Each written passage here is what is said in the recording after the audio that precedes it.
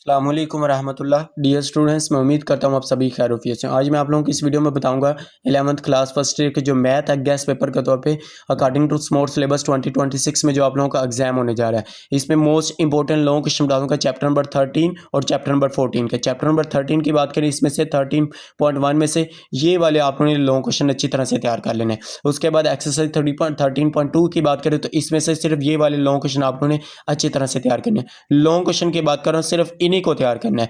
उसके बाद chapter number 14 की बात करें, 14.1 में से ये लॉन्ग क्वेश्चन तैयार करें। 14.2 में से ये वाले लॉन्ग क्वेश्चन तैयार करें। उसके बाद 14.3 में से ये वाले लॉन्ग क्वेश्चन आपने तैयार कर लेने।